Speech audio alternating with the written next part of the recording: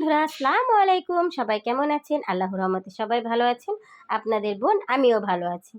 আজকে তার আমি তেমন কোনো একটা ব্লগ করব না। আমার ঘরের কাজকর্ম যা করি প্রতিদিন সেটাই আমি আমার বন্ধুদের সাথে শেয়ার করার চেষ্টা করি।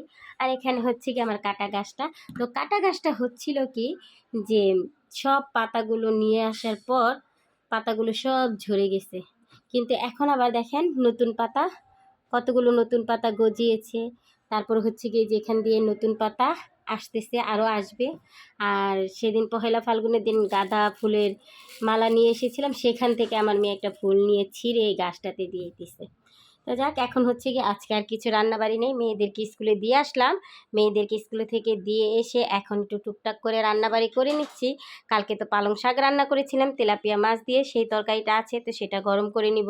তারপরে মুরগি ভেজেছিলাম, সেই মুরগি ভাজাটাও আছে, মেয়েদেরকে ওইটা একটু গরম করে দিব। তো আজকে রান্না করতেছি হলো গিয়ে, চলেন দেখেই আসি কি রান্না করতেছি। তো আজকে তার তেমন কোনো কাজকর্ম নাই, ঘরও মোটামুটি গুছানো শেষ, বিছনা ঝাড়া শেষ, ঘরটাকে একটু ঝাড়ু দিয়ে নিব। আর ওইখানে কয়েকটা কাপড় চোপড় আছে, এটাকে একটু ভিজিয়ে আজকে ধুয়ে নিব। তো এগুলোকে একটু ভিজিয়ে দিই, ধুয়ে পরিষ্কার করে নিয়ে নিব। আর এখানে হচ্ছে গিয়ে ভাত মার ঝরতে দিয়ে দিয়েছি, ভাত তো আমার রান্না করা শেষ, তো এটা মার ঝরে যাক। আর এখানে হচ্ছে গিয়ে আমি ডাল বসিয়ে দিয়েছি, ডালটাকে ভুনা রান্না করব। তো আজকে আর ডালটাকে কষাইনি, গ্যাসও তেমন নেই, অল্প গ্যাস। তো হচ্ছে গিয়ে ডালটাকে হাতে মাখিয়ে পেঁয়াজ আদা রসুন বাটা, হলুদের গুঁড়া, মরিচের গুঁড়া, ধনিয়ার গুঁড়া দিয়ে খুব সুন্দর করে মেখে তারপর হচ্ছে গিয়ে দিয়ে দিয়েছিলাম কাঁচামরিচ আর টমেটো। তো মেখে ডালটাকে বসিয়ে দিলাম, ডালটা হয়ে যাক। আজকে তো ডাল ভুনা হচ্ছে গিয়ে এখানে গরম পানি বসিয়ে দিয়েছি, কাপড় চোপড় কিছু আছে গরম পানি দিয়ে ভিজাতে হবে। তো এই চুলাতে গরম পানি হোক, আর ওই চুলাতে হচ্ছে গিয়ে আমার ডাল ভুনাটা হয়ে যাক। থালা বাসন আমার ধোয়া শেষ, তো থালা বাসন ধুয়ে আমি পরিষ্কার করে রেখে দিয়েছি। আর মেয়েদেরকে বাহিরে থেকে বললাম না নাস্তা এনে দিয়েছিলাম, তো ওরা অল্প একটু খেয়ে চলে গেছে।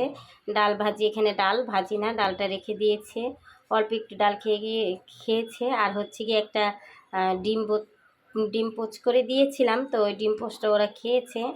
তো এখন আমি একটু নাস্তা খেয়ে নিব।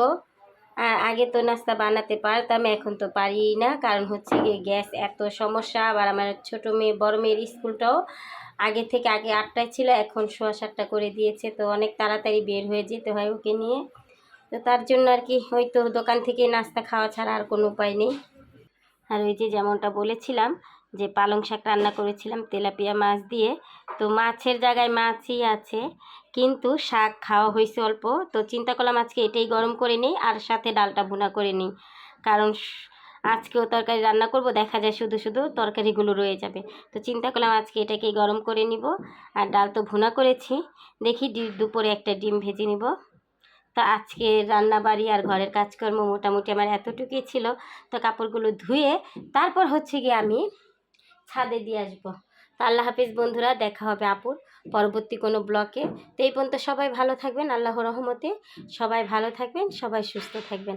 আর আপুর জন্য একটু দোয়া করবেন। আর আপুর ব্লগগুলো যদি আপনাদের ভালো লেগে থাকে তাহলে একটা শেয়ার করে ছোটো বোনের পাশে থাকবেন।